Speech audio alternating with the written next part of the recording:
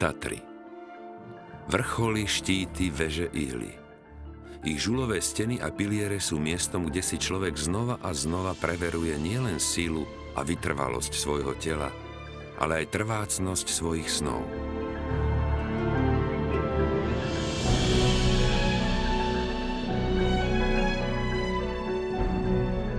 Hľadá tu inšpiráciu, ale aj voľnosť ducha.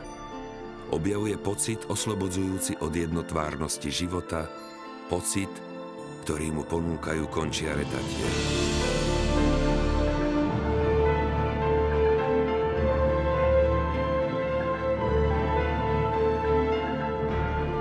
Každý z nich nesie v sebe kus tajomna a histórie, ukrýva nespočetné úspechy aj porážky.